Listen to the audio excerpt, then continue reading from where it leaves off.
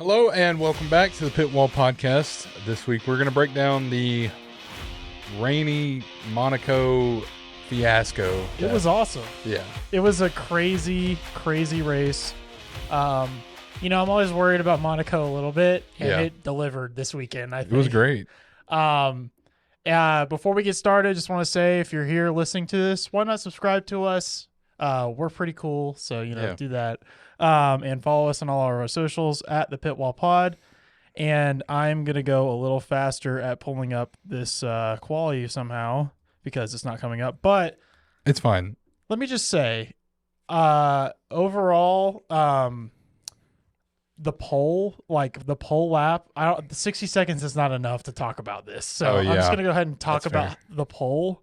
So Alonso is flying out there, and then Max goes, all right, I'm going to give you some hope. I'm going to be down in the first two sectors. And then I'm going to pull out 0.3 to go over by, 8/100ths of a second at the very end, because why not? Because I'm Max Verstappen and I can do this. So I don't know. It was super painful to watch as a Mercedes fan because I thought we actually had a shot. So with that said, without further ado, let me get my timer. They're like, you just told us to subscribe, and now you're not ready to actually record. All right, here we go. All right, 3, 2, 1. All right, so the most notable thing about the qualifying this time was that Checo Perez crashed in Q1 out of qualifying, going to start at the back of the grid. He was followed by Joe Guan Yu, Nico Hulkenberg, K-Mag, and Logan Sargent, otherwise known as the usual suspects. Valtteri Bottas, P15. Stroll, another bad qualifying, P14. Not good for a team fighting for P2. Albon, P13, pretty good. De Vries, P12. Very surprising. And 11th and 10th, McLaren making some progress. Kind of a theme for their weekend. Yuki making into the top 10 and P9. Yeah. George Russell with a not great qualifying. He's really struggled with the car the whole weekend, P8. Ocon, P4, and Pierre Gasly, P7. Just behind Lewis Hamilton, P6. Leclerc, P3, with Sainz at P5 for Ferrari. Like I said, Alonso, and then Max Verstappen on pole. So that was qualifying. Is Monaco. Qualifying is... Had you watched a Monaco Grand Prix? Did you watch one last year? I didn't watch it live, but I did once we started this, because we started in Silverstone, correct? We started doing the podcast in Silverstone last year. I went back and watched Monaco, or I watched two of them, actually. I can't remember the other one. But I watched Monaco because immediately into joining Formula One, I learned that Monaco is the big Formula One race of the year. So wanted to watch it and see what it's like. But yeah, it was fun watching it. Qualifying, like what was your feeling watching qualifying for the first time? Because you watched the race. It was a mix of emotions. Because at first I just like, oh, okay, Max is not gonna fastest. He's and that's what, like Q1, Q2. I'm like, Max is fastest. He's got it. And then Q3, Alonso makes that time, and I'm like, no, there's no way Max beats it. And then like Max starts his last flying lap, and I'm like, oh, 2 green sectors. Alonso's got P1. Yeah. Like Aston might have a win. Yeah. And then freaking, like you said, Verstappen just comes out of nowhere with a purple sector 3. I think I've watched it like 24 times. Yeah. Just watching him hit the wall and his surprise. Well, I hit the wall 4 times, but okay. So he was going for. I've watched the There's been someone made an animated video of the comparison between Alonso and Verstappen, and it was insane how like quickly he gained pace on that third sector. I love those. The one where they're like at the same time intersecting. With the line. Yeah. Yes, that I don't know who makes that. I can never remember. That's my dad's favorite thing. It's one of my favorite content. I love seeing those. If you happen to hear this person that makes that, reach out to us. We'd love to talk to you. So I thought it was awesome. I was very impressed with Alonso. Alonso used to be kind of more of a fiery character back in his day, a little more like young Verstappen-esque, I guess you could say. Yeah, for sure. The other way around. Yeah. I have a tremendous respect for how Alonso has been this whole season. I agree. Especially afterward, where he was like, hold your head up, guys. Like, this is amazing. We had no idea we would be here. Like, all this stuff. Like, he could have been super Like if that happened to Max, you know Max what would have happened? been so bummed. What? He turned into a social media sensation is what happened. But no, seriously, last year at the end of the season, I remember us talking about this, how we said Alonso's kind of been the bad guy. We're clowning on him. Yeah. Yeah. And now it's like a complete change of character. I'm sure that there's moments in the team where he gets mad or something, but we don't see it at least as much. And also, I mean, we were making fun of his move. I don't think he knew Aston was going to be this good. But I don't know. What if Vettel gave him a little? Vettel was like, "Do it." Hint. But why would Vettel have left then at that point? I don't think Vettel. I don't know. That's fair. Who knows? I don't think Vettel knew it was going to happen immediately. Yeah, probably not. So, but Fernando was signed pretty quickly after Vettel left. I think it was like a day or two. Yeah, it was like I remember we talked about it a lot. So, yeah. Hopefully no one goes back and digs up. That's a clip out there of me saying how wrong he was. And, yeah. It's all right. I'm right most of the time. So, but I mean, looking at Alpine this race too. Yeah, that's true. That's true. We got a lot to talk about. So overall, I want to say it's still the crown jewel of Formula One. That's what they call it. For sure. You know, people are always talking about should it be off the calendar. I thought this race delivered better entertainment than several races last year, and even a race or two this year. Yeah. Last year's Mexico race specifically was super boring. Oh yeah. And I thought this was. You know, I'm in it for the sport. There's a lot of people that's in it for the entertainment. So I could enjoy just watching them go in circles without any overtakes. Yeah. But it's definitely a lot more fun when they do have them. Yeah. So it was incredible. So obviously it rained. It rained like 2/3 of the way through the race. There was lots of debate about when it was going to rain. Yeah. McLaren has some sort of code that they said about Class 1 rain. And they thought that was going to be secret, and then a photographer immediately gets a photo of their screen with their code, so that was totally useless. But wow. I want to go straight into talking about Red Bull and hear your thoughts. Obviously, Max is easy, but I'm dying to talk about Checo. So yeah, it was one thing I wanted to bring up as well, but I will talk about Max because he obviously had a fantastic race and qualifying. So qualified on pole, beat out Fernando, like we talked about. I just want to talk about how this man managed those medium tires for 55 laps. I know. That's insane. It was. I kept thinking, when are they going to stop him? Because every other driver was talking about the graining and the degradation on their tires, on medium tires, 30 laps in. I know. This Red Bull car, man, it's insane. Max also manages them really freaking well. Yes. Definitely credit to Max. He deserved the win. We'll talk about Alonso in a little bit, but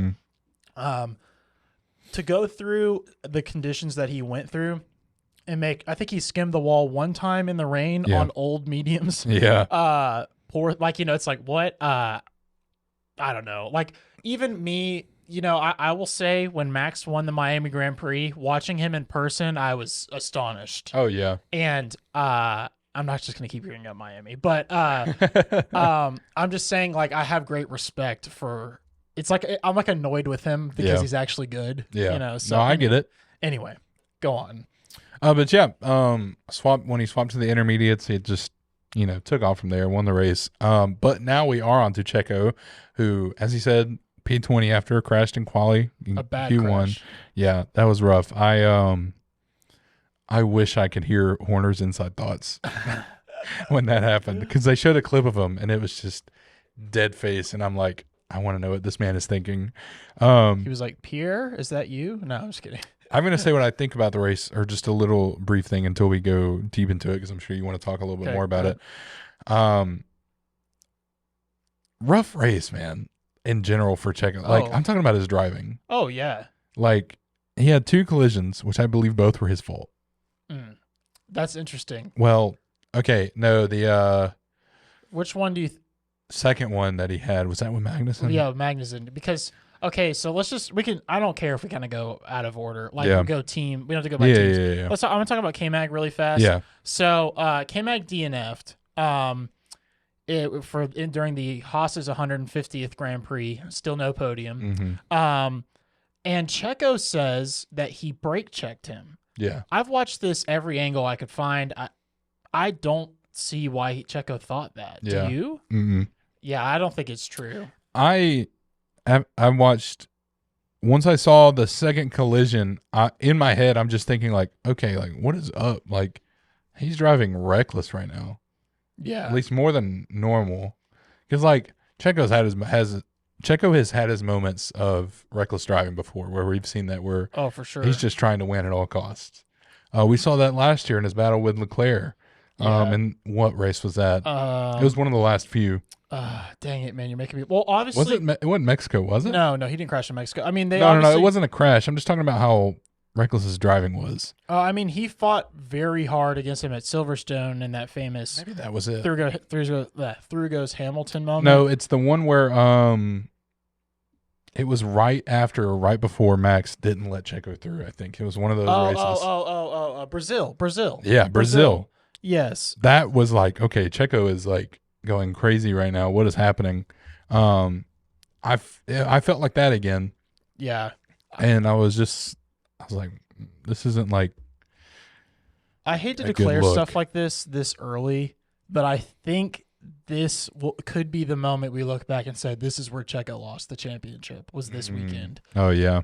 Max is just, I mean, he's pretty far ahead. Yeah. I just don't have a good overall feeling for Checo.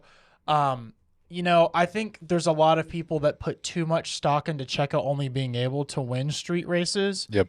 But with that said, he's had won as many Monacos as Max had. Yep. And I don't know. It just seemed like I thought Checo was going to win this race. Checo or Alonso, if I had to put money on it. Yeah, I thought the same, honestly, but hopefully we don't look back and this is the moment, but I don't. Do you think he can win the championship? No, that's what I was about to say. I don't see how he's going to go forward from here and still beat Max because without Max crashing. I feel like, without Max crashing, there's no chance, I don't think, just because, I mean, that car is just, I mean, it's tailored for both this year. They made it more centered for both because they knew it'd be a good car, but Max just has this thing under wraps. Like, it's just the perfect car. It is. So I really doubt that Sergio's going to pull it back, but who knows? I'd love for him to prove me wrong, and I want him to. But as for right now, I don't see it happening. Me neither. Yeah.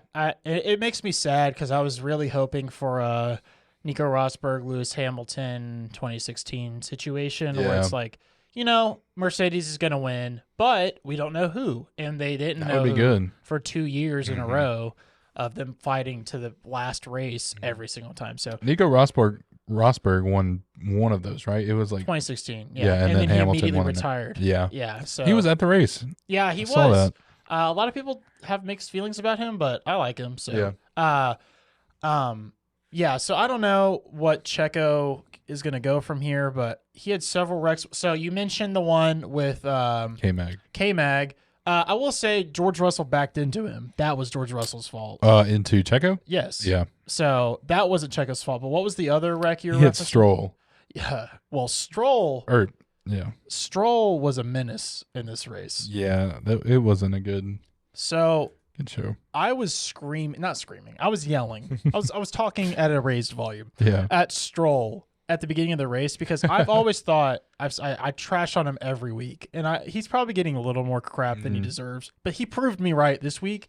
He goes into the hairpin and tries to go around the outside in the hairpin of somebody before the hairpin. Because like at the hairpin, you can make a move down the inside or the outside, but not before because it goes. Like, this is going to be hard to explain for audio listeners, but if you're watching the video, it goes like this and then that. And he goes for a gap that doesn't exist and hits the back. And then he goes, man, there's so much contact. It's like, it was your fault.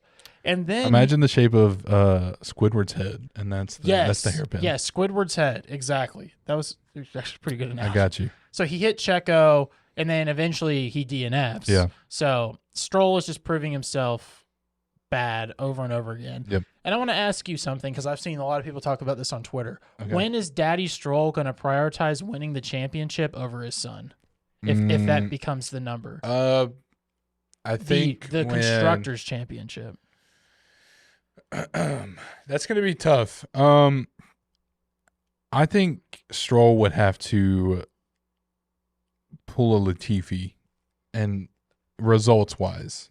Yeah. Like, when you're sad to say, when you're kind of like in Logan Sargent's position where you're averaging P20, which Stroll isn't a rookie, is what I'm saying though.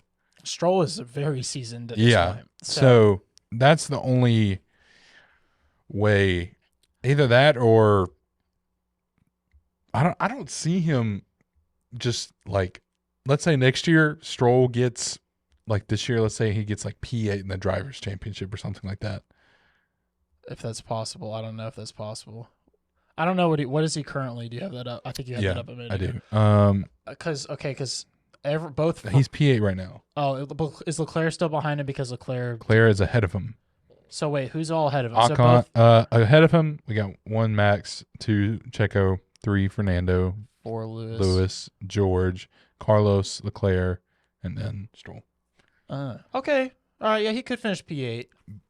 But do you? Okay, let's say, do you see him, or even, do you see Lawrence kicking him after this year? No, not after this year. He would have to. He would. I think he could DNF every other race and not lose his season this year. He would have one more year after that.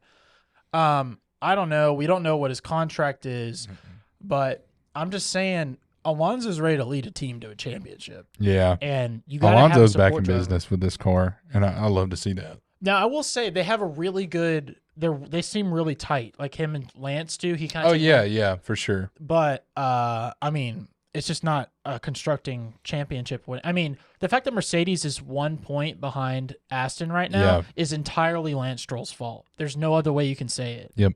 Because if Lewis Hamilton, if George Russell, if any of the other people you just listed were in that Aston Martin would be blowing Mercedes out of the water right now. You know, I was having it's funny enough, right before I came to record this, I went out and bought a shirt, and the guy who sold me the shirt is a Formula One fan. What? He saw my hat, and we started talking about, I think he's a Red Bull fan, he never specified, but he was saying, you know, I'd love to see Max dominate every race, but sometimes I wish it'd get a little bit more interesting. So I'm guessing he's a Red Bull fan, so shout out to you, man. But we were talking about it, and we were like, imagine a world where everybody gets that Red Bull. I know. What's happening? I always think that they should you always say like, oh, they have to build equal cars. Well, all they need to do is send them all to F2 for 1 week and just see what happens. Because F2's a spec series. Yeah. I mean, there's like engines and stuff. But yeah, of course. But I mean, seriously, like, then we would have, obviously this is never going to happen. It's Formula One. Everybody's going to have their concepts to be better than everybody else or a lot worse. And putting them together in one car, let's say we put everybody in a Red Bull. Yeah. All the people saying Leclerc is just ruined by Ferrari. And let's say they had let's say it's one race, one strategy. Let's say it's Monza. Let's just say it's a sprint race. Or yeah. Well, let's say you pit halfway through the race. Everybody pits on this lap. You know, dude, that would be crazy. This is what happened. This sounds like a Nick Golden harebrained scheme. I'm just saying. Listen, then you have all these like Leclerc, people that are saying like, oh, he's just Ferrari's ruining him. Then you have the Lewis Hamilton. He's not. He's just in a bad car. I mean, these theories just get destroyed by one weekend. Here's how we solve this. Okay, I've thought about this a lot. Formula One will never do this. But someone that could do this is the Olympics. I think that they should build a spec series car for the Olympics. And think about the kind of teams you could have. You could have Germany represented by Sebastian Vettel and Mick Schumacher. You could have England represented by George Russell, Lewis Hamilton. Here's the problem with that. Here's the problem with that. Is that you're talking about, even the first thing you said, having Vettel. Yeah. He's retired. So people are going to say, oh, if it was someone else in this car, he'd do better. But if it's all the same car. Yeah. I mean, I know what you're saying. Dude, and you could build one track, you have multiple races at it. Let's see, like, who's hosting the next Olympic? Well, America is. Boom. Go to Coda and race in a couple Olympics. It's not the next one, but America's hosting an Olympics. I don't see why. Now, where the money is going to come from for these cars, I don't know. But if they were all the same, that would be awesome. Like, think of all the countries. Dude, De Vries and Verstappen racing for the Netherlands. That would be incredible.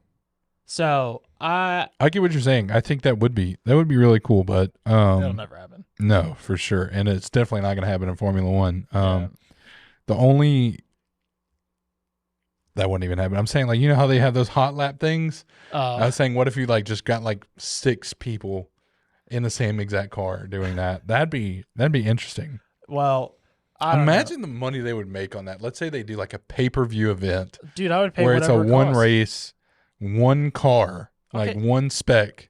Fine, for make it every driver. Olympic pay-per-view. Yeah, seriously. Dude, around the world, they probably raise enough money to like, I don't know, support, I don't know, another series. Oh yeah. I mean, that would be great to raise money for like F1 Academy or something. If all the drivers donated their time or whatever, I don't know, dude. Then there's like, well, then you're putting the drivers at risk because like not every sport is as risky as Formula One, and will these cars be as safe as a Formula One car? Yeah, for sure. I mean, we saw, if anybody watched the Indy 500 that's listening to this, like the tire that flew off the Indy 500 car and dented a woman's car and could have killed like 8 people.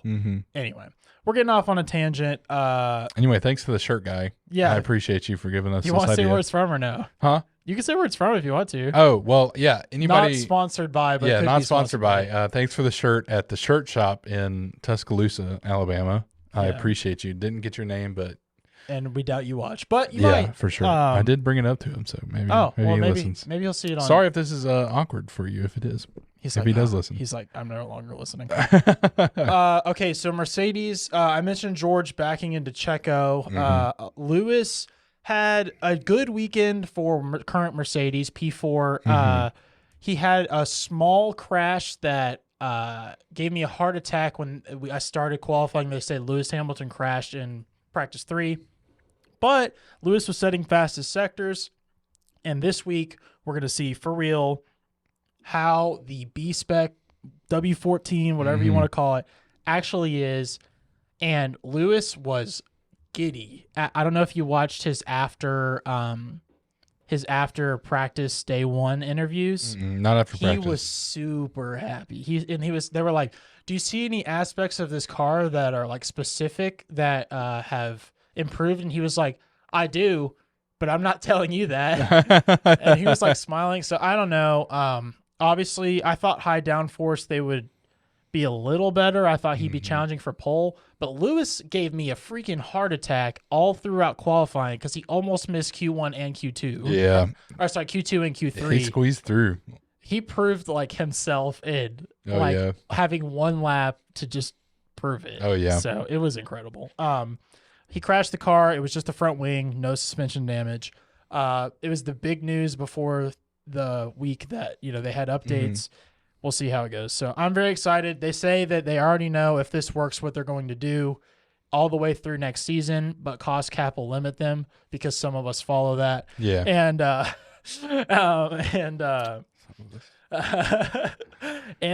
So that's about it for them. I want to talk about Aston real quick while we're still talking on this point. I want to talk to you about Aston Martin's strategy failure this weekend. Yeah, well, let's just talk about Alonso's race and then I'll comment. Yeah. Started P2 and into the same, like we said, qualifying is the race. Almost. Pretty much. Almost. They could have had a win, even with P2. Yeah, so qualifying. What's it called? They messed up, and the commentary team messed up saying that it didn't have any impact, but to clarify, he pitted twice, correct? In one lap. Yeah. Or he pitted and pitted. Did a lap, pitted again, yes. So there's lots of theories out there. I saw Formula Bone say something about like he didn't want to embarrass his team by complaining about it. But if they pit him for inters, I think he would have won too. Yeah, that's what I think. The data shows that he would have won. Because it would have been a lap before Verstappen. It would have had fresher tires. It would have been like he would have been like just barely ahead. Yeah. So but that could have made the entire difference. Yeah. So it sucks. I'm in such a mixed place with Alonso because no person has ever won after their 300th Grand Prix start. And Lewis is in the same boat. Yeah. And I know it's like the tiniest stat, but I don't want him to have that. Yeah. I want Lewis to be the one. Yeah. So I was like, win, but don't, but win, but don't. And like, I don't know, Max didn't seem like overly excited that he won Monaco. Like it was kind of like, I don't know what you thought, but like, when He was very chill. Yeah, he was just like, Yeah. I was expecting. I mean, at this point, not winning is failure for him. Yeah, that's true. So, yeah, huge failure in my opinion. Yeah, I agree. Do better. I want to talk about one more person specifically, and then we can get on to the rest of the teams. Nick DeVries, like you said, started P12, and that's where he stayed. And I wanted to talk to you about this because I listened to him after the race, and he said that Monaco, where was it? Sorry. Monaco showed him how much more difficult F1 is compared to other series and like how much of a game changer it is. And like, do you think it's just him? Like these past few races has just been him not ready for Formula One? Maybe. So they talked about this on weekend warm up. Will Buxton did. He said that this is the first track of this season other than Bahrain where F2 also had raced. Yeah. So like all the rookies didn't have like a real good test yet. So I think there's some stock in that, but we'll see because Barcelona is like a straight up normal track. Yeah. F2 races there. Yeah. So we'll see, but I thought he did better. Okay, cool. I was just wanting your thought on that because I saw that, like, he said that in his interview, and I was like, I was like, is it just him? Yeah, and I mean, he beat Yuki, who was in P15. Yeah, that's true. Yuki kind of had he was complaining of brakes during the race. Kind of had a no man's land race. So I think this is a good sign for DeVries. I still kind of selfishly hope that Ricardo is in there, but I can't imagine. I feel like Ricardo and Yuki might have actually like a good. I don't know. So that's true. They're both. I mean, hey, look at. Did you see the tiny boat races? Yes. If you haven't, go watch. I think awesome. It's on Red Bull's YouTube page. It's Daniel Ricciardo and Yuki Tsunoda in tiny boats, and they're racing, and it's amazing. Not to be confused with the tiny boat race, remote control boat race that they did. Yes, which is also funny. Dude, Red Bull's media team is killing it. It's so good. So Ferrari this race, Leclerc finished P6. He qualified P3, but got a 3-place grid penalty for holding up Lando Norris. Bad. Yeah. I mean, one of the worst I've ever seen. That took Norris out of qualifying, didn't it? Yeah, I believe so. Yeah. So here's the thing. So at first they said no penalty because, but then they figured out, they listened to the team radio and found out that he was not told and gave him a penalty because they heard the team radio not give him. Man. Like they were like, all right, you're not going to warn him. So at first they said it was just a random incident, but I mean, incident. I was going to say, yeah, that's a meme. If you don't know, you should look that up. Look up. I don't know if you can just look up Leclerc incident. You can. You can. Okay. I did it today. Okay. It's a great one. But yeah, so they totally screwed him up. The curse continues. Not as bad. He finished his first full length race in Monaco. Yep. And I mean his first full length, like not even an F2. His first professional. He's never finished in Monaco, and it's amazing. And before we get to science, because I really want to talk about science. Yeah. Did you know, fun fact, that they open the track up for regular traffic in between each day because it's the whole city? Yeah, so I didn't know that. Did you? Yeah. I had no idea until this. Yeah, I had seen a video last year, actually. It was when I was looking up the race. It was like a animation of like what happens day to day in Monaco, and it shows like how they move the barriers and stuff like that to open it back up. Well, because I was wondering, because I went to Vegas recently, and I was like, how are they going to do this? Because they have to close all of Vegas down. Well, they won't. They'll probably do the same thing. Here's another thing I'd say to go look up. Lando Norris got an early edition of F123, and I got to look, and it's like an early look at what the track in Vegas looks like. I think it's on his like Quadrant YouTube channel, and he does a race in Las Vegas, and it looks awesome. It's going to look incredible. Yeah. I don't know how well the race is going to go. Yeah. But it's at the end of the season where everybody's cars should be like in pretty good shape. I mean, that's true. Maybe we'll get lucky and like some Red Bull penalties will come. Just to make it interesting.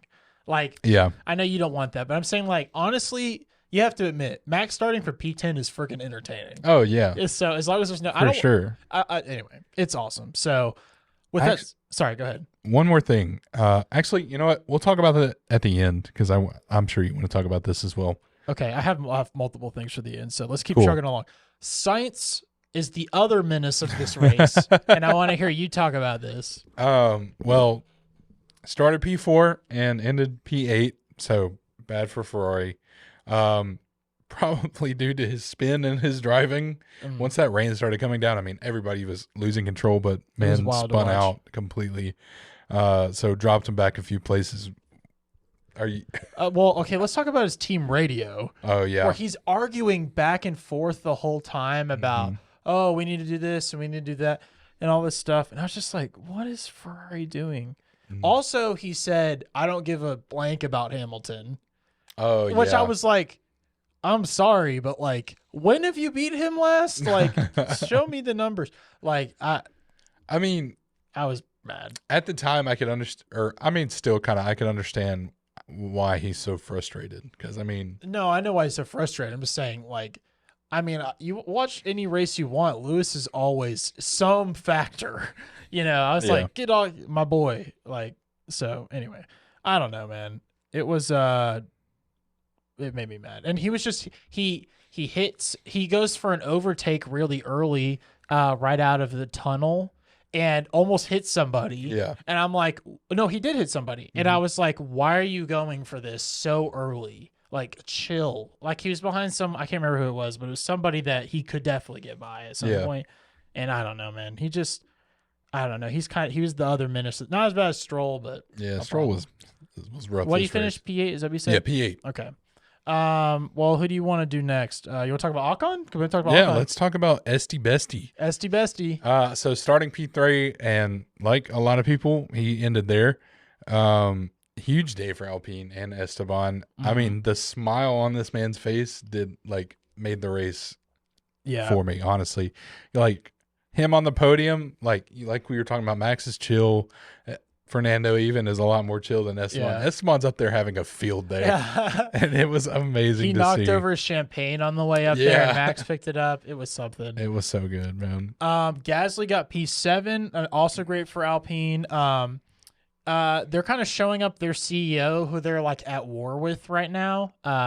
We talked about the drivers are? Yeah, no, the Otmar is. Oh, yeah. So, I think there was their technical director, someone that's above Otmar this week, like I think it was yesterday, say, all right, so now we expect to be constantly ahead of Mercedes and Ferrari and Aston Martin. And I was like, whoa, hold on. You get one podium and now you're P2 in the championship? Yeah. Like, they got some unrealistic expectations going on there in the land of France. Oh, okay? Yeah, for sure. That sounded like the most American thing. I knew, in the land of France. I thought it in my head, and I was like, I'm going to say this because I think it's funny. So I feel really bad. I used to hate Otmar, but now watching Drive to Survive, I changed my opinion about him now. And now I think he's having to defend himself more than necessary. So, moving on, we kind of talked about talk about Sargent. Sure, yeah. Talk about Sargent. Oh, you can talk about Albon after. Sure, go ahead. Talk about Sargent. Well, it was a rough day for Logan Sargent. He was the last in the grid after two others DNF'd. Well, it was two, right? Yes. Yeah. I mean, he was last. He finished P18 and he was last. And he was pretty far behind. Yeah. Oh yeah, because K-Mag and Stroll DNF'd. Had a puncture early, I think, with Stroll. Yeah, he had a contact early with Stroll, ended up having a puncture, so had to pit early, which knocked him back to P18, and he just kind of stuck there for the rest of the race. Did you notice they pitted him right away and put him on soft tires after that? And they asked James Vowles why they're on soft tires. Yeah. Did you hear what they I was said? listening to that. That was good. It was really interesting. They said that they were testing or teaching him how to do degradation on softs. I was like, what? That's cool. I like how they do that, where like they talk to James Vowles on that. And he's also honest. Williams has like a phenomenal video or like what they do after each race. Oh, I haven't seen that. They do like a I think they just call it the Vowles recap or something. Oh, so kind of like the debrief that and he answers questions from the fans like, why didn't you do this? Why didn't you do that? And I watched the whole thing today while getting some stuff together for this, and I was like, wow, like I'm gonna start watching this. Mercedes does that. I wonder if he used to do it. I wonder if he was just like, oh, we need to do this. Probably. Because they do the exact same thing. They call it the Akios debrief. Gotcha. It's even sponsored, of course. So, yeah, Albon P14, kind of no man's land too. Yeah. He's had a pretty quiet race, which is a good thing and a bad thing. Mm-hmm. No points for Williams again, unfortunately. And I mean, they still look better than a lot of teams. But I don't know. I mean, both cars finished. It's kind of hard to say. So, but another team that I already talked about, K-Mag, but if you want to talk about Nico Hülkenberg and potentially a text that I did or did not send about some Haas delusion syndrome. Oh, gosh. Well, Nico did gain a place, started P18, moved to P, and finished P17, though he was handed 2 penalties this race. 1 5-second penalty for causing a collision, and then another 10-second penalty for not serving the original penalty correctly. Because they didn't serve it at all. They didn't. No, they didn't stop. Didn't wait the 5 seconds or anything. So got a 10-second penalty, ended up P17. What were you going to say? Or what were you talking about? Your Haas delusion syndrome? Yeah, because, Nico's been qualifying really well recently. And I was like, he could get pole, like maybe. Oh, you're talking about what you sent way before the race. Okay, yeah. You sent me a text saying, like, what if Hülkenberg gets pole? And I'm like, I can't explain it. I just thought. Like, K-Mag has to, like, get on pole again for me to have Haas delusion syndrome at this point, and it has to physically happen before I even have hopes for them. I just keep thinking it's special. Like, I just keep thinking any chance there is. If there was a race to happen, it was this race, and it was gonna rain. We kind of knew that it would be this race. Yeah. So it was. I understand. It's just wrong. It was a light. It was a light dose of Haas delusion. Yeah. It wasn't anything crazy like we were talking about last year with K-Mag winning a race, but. It's going to happen. No, I'm just kidding. 150 Grand Prix, no podiums. We're about done other than Lando and Piastri and Alfa Romeo. So whichever you want to do first. Let's talk about Lando. Okay. Started P10 and moved up a space to claim P9. So I was happy. I'm sure McLaren is happy to have that. Lando had really good pace in the rain. Yeah? Like really good pace. Like he in his post-race interview, he was talking about how he wished he could have given Max Verstappen his first blue flags. Yeah. Yeah, because he felt like he was so good on those intermediates. They did, like, obviously it's not their fault because, like, who knows when the rain is coming. They did pit for hards, like, shortly before the rain came, so they did waste some time there. But they still both came out with points, so. Yeah. That was good. Yeah, I thought he was. They were talking about it a little bit on the broadcast that he was flying. Yeah, and so was Piastri.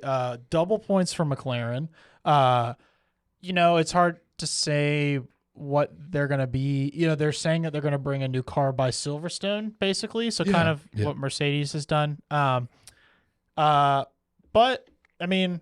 Maybe there's McLaren delusion syndrome, but they're looking. I've got a little that. Better. Yeah, sure. They're I've got looking that. A little better. Yeah. And one thing's for sure, no matter what, we all know that they need to keep that freaking livery forever. Oh my! At least for the rest of the season. We are getting it this week. We do know that we're keeping the Triple Crown livery, but so much better than their regular livery. I agree.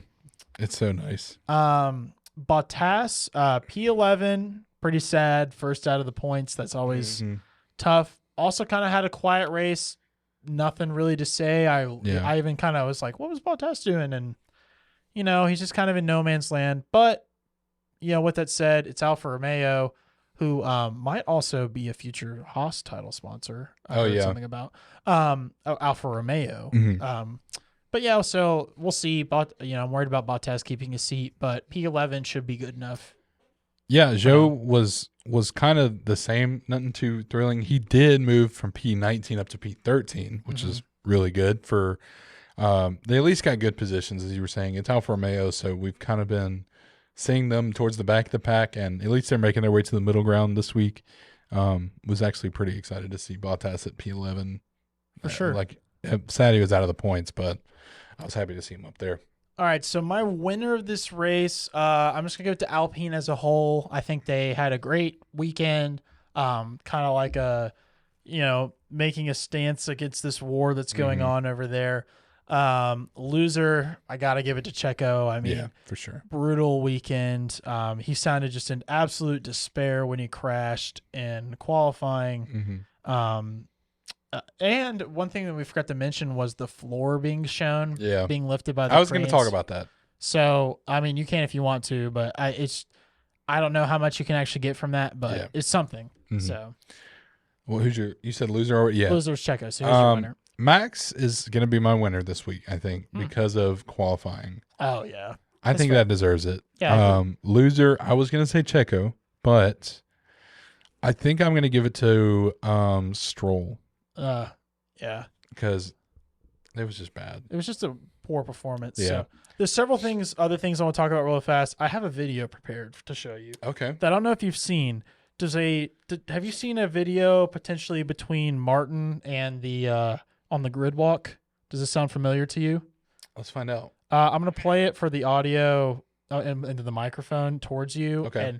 And look this up on Twitter. Just look up Red Bull team member Martin, because I can't show it or we'll get copyrighted, but I can play the audio. Okay. So, fair warning, there's cursing in this video. I've said it. So, yeah, don't copyright strike us or whatever it's called. I gotta move. And we got it. Sorry, bud. No, I'm gonna get in fucking shit, dude. We're live. Christian. Hey, mate. Yeah, sorry for the lag. So, what's happening in this video, I'll keep playing it on loop and then explain it so Dawson can see. So, there is a Red Bull team member blocking the car during the grid walk, and Martin always does a pre-show grid walk, right? Yeah. And he says, essentially, I can't let you through to talk to Christian because they are still at war with Sky Sports over basically Ted saying multiple times that Lewis is an 8-time champion and Max doesn't deserve a 2021 podium. Remember they were yes. So we anyway, talked about this a little bit. So I like how he said, like, I'm gonna get in big trouble if I let you talk to him. And then Martin pushes by him. So anyway, I just thought it was an interesting video. Yeah, that's funny. So and then one other thing, and then I know you have something you want to say is Honda. I want to talk about Honda real fast. Honda signing with Aston Martin, or more accurately, Aston Martin signing Honda. I have pretty good respect for how Christian and Max handled this, because if I were them, I'd be mad. Because for those of you that don't know, so Red Bull, the biggest reason that they couldn't win a championship for a long time was their engine. They just switched around a lot. They were at Renault, and then they announced that Honda is going to come and partner with them to build an engine. They're going to be the only ones on the grid that has a Honda. I mean, obviously AlphaTauri has it too. Yeah. So they do that, and they win a championship. And then right as they're about to win the championship, Honda says, we're going away. And Red Bull says, well, crap. Like, we have no one we can sign with. Yeah. So Red Bull takes over the factories and starts building it again. They start winning another championship. Then by the Japanese Grand Prix last year, Honda comes back and says, no, wait, we're involved. And they put Honda back on their car. Yeah. As like I think it was like Honda, Red Bull, something. And then, so they're like, cool. All right, we're Honda again. And, they kind of get more credit than they probably deserved for last year's championship. Yeah. And then this year, they're like, all right, we're Honda again. And then we're Honda again, and we're signed with, that's Red Bull. They put them in the commercial, and then they leave Red Bull out to dry because Red Bull in the meantime had made a deal with Ford, which I think is going to be more of like a label of Red Bull still kind of making their engine, but it's like Ford sponsored. I'm sure there'll be input, but I mean, Ford hasn't done anything like this. Like I've said, I don't think that there's Formula Ford, but it's not the same thing. So yeah, I don't think Red Bull would make the mistake of changing their engine after two. Well, they're very not changing, but like or of course it's going to change, but not. I hope it's not drastically. Well, now they're giving away the store to Aston Martin, who's I mean, it's hard to say who their main rival is right now. We'll see at the end of the season. Yeah. It could be Mercedes, could be Aston, could be Ferrari. Apparently it's Alpine, according to some people. So I don't know. Good. Nothing, no crap towards Aston Martin. They didn't do anything wrong. Yeah. But Honda making poor decisions. So yeah. All right, that's all. Well, I have two other things, but you said you had something, so. Yes. With we were talking about the crane and the floors. Yes. Do you think teams are actually going to steal information from that? I mean, I guess it's not stealing. It's just. I mean, it's stealing. Yeah. It's interesting because in any other thing, if you took a picture of something of another, I'm trying to think of like any example, like that would get in huge trouble. But this was like a full video broadcast of the underside of a Red Bull and a Mercedes car. Yeah. So I think they will learn a lot about the shape. But a lot of people were saying because it's not 3D, it's the depth of the grooves that are the real secret. It also helped the floor was banged up a little bit, so they didn't get a full. But I mean, it's symmetrical. Yeah, yeah. I think they will gain information that will help them in the future corroborate ideas. Yeah. But obviously, if you just copy a floor and throw it onto a car, it's going to make you slower at first. You have to copy the whole car for that to work. I got you. So, yes and no. That's kind of a non-answer. Okay. Yeah. I just wanted your opinion. TBD. I've got one more thing that I want to talk about. I guess you can call this a Nick Golden rant. Okay. I have something to talk to you about, and I want your opinion on this because I saw just so much hate in comments of stuff that I was looking at over like it's been in our content, it's been on Formula One's account, and there are gatekeepers for Formula One, bro. Yeah, like what it was. Go into details for there in America, at least. I know for a fact that it's grown popularity because of Drive to Survive. Right. For a fact, it's grown because of that. I've talked to people that have said, I started Formula One because I watched this. They introduced me to Formula One through Drive to Survive.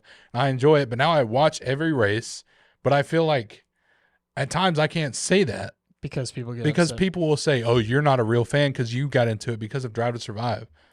So I 100%, my opinion on this, but I think there's no issue with that.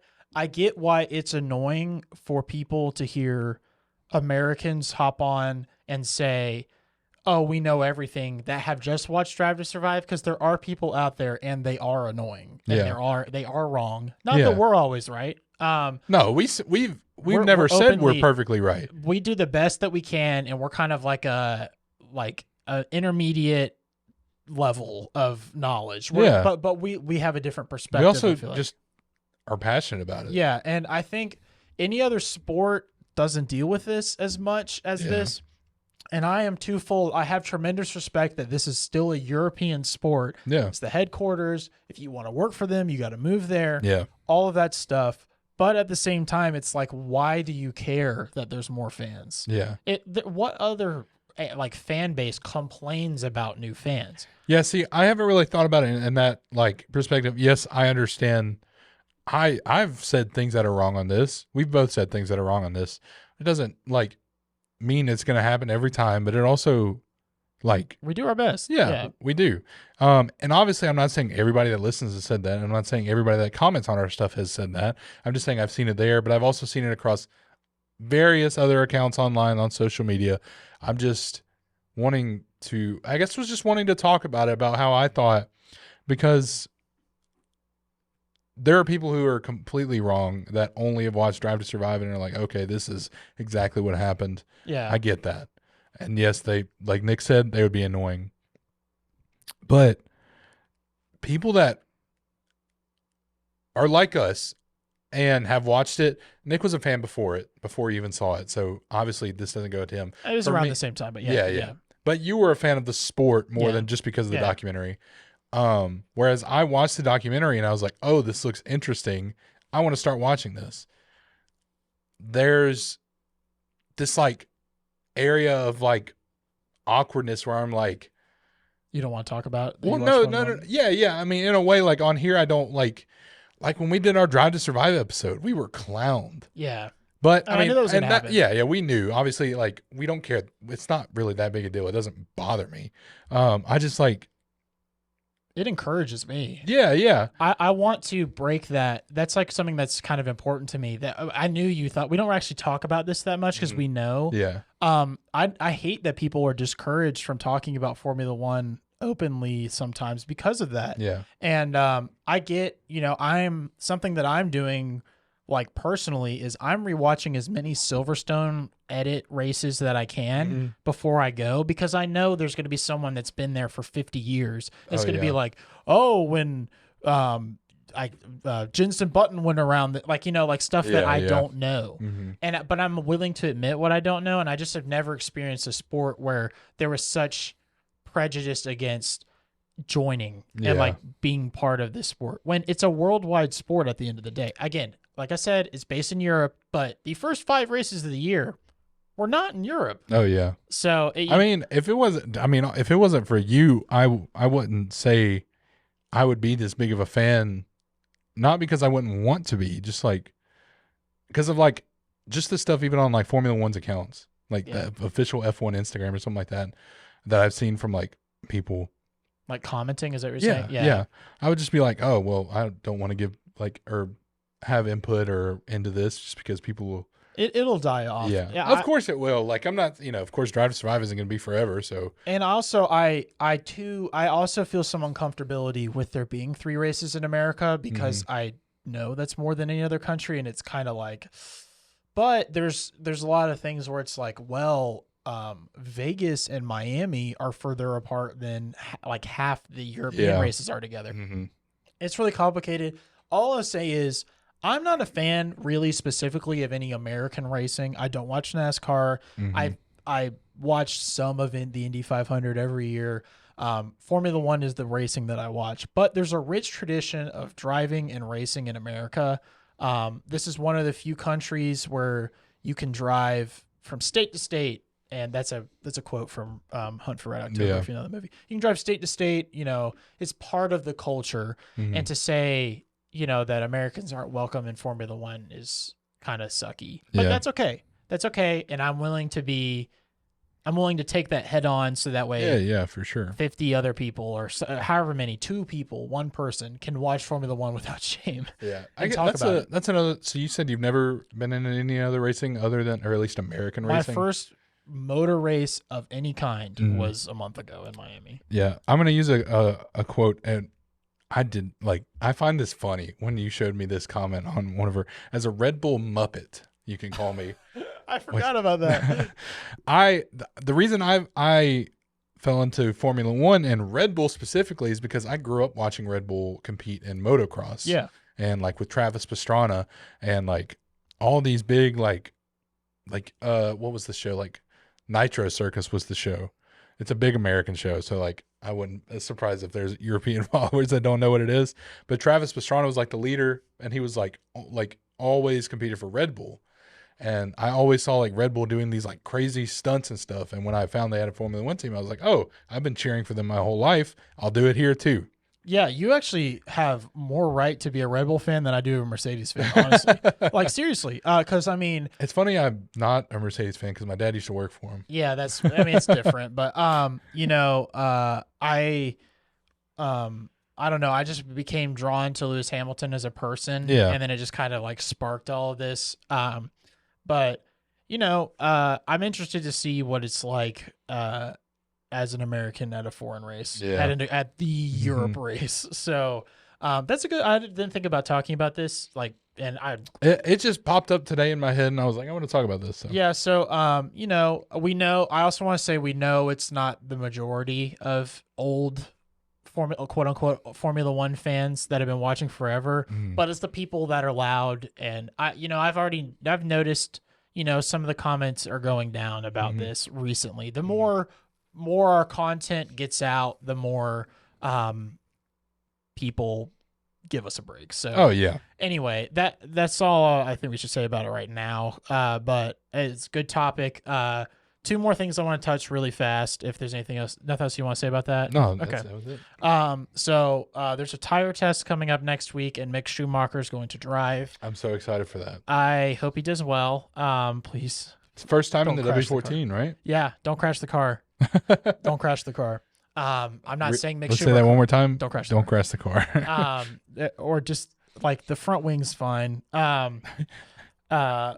So break the suspension for me, Mick. And now, you mean the exact copied Red Bull suspension? Yes, exactly. Speaking of which, so I think Helmut Marko comes out this week and says that Red Bull is trying something new this week in Barcelona. How funny would it be? This has been all over the internet. This is not my original thought. Yeah. How funny would it be if they come out with 0 side pods and go faster? Yeah. Is it bad that I want that? I want that to happen. See, but what people are thinking wrong about it is it actually wouldn't embarrass Mercedes as much as it would prove that they were right all along. But they just didn't have the concept, the execution. Of it, right? Yeah. It would be funny. So the most intrigue now is going to be what car Mercedes comes out with at the beginning of next season, because obviously they're going to stick with the side pods the rest of the year. It is faster, but if they come out with 0 side pods again, which I don't think they will, but if they do, if it's all jokes aside, if it's not 0 side pods, what's something new they could be trying? Is it like an innovation, like a DAS, or is it just like the floor is a little different, Yeah. I got you. Any thoughts on that, or? I don't know. It's tough to say. Yeah, at this point, I mean, ask me again after this race. We'll see. How if they perform. Good. Yeah. Oh, one more thing I've been meaning to mention for like 4 episodes now. Oh, okay. I would like to say, this is going long, I'm sorry, that Checo's not the worst driver out of the top 3 teams. We said out of Ferrari, Mercedes, and I think Sainz is the worst. Okay.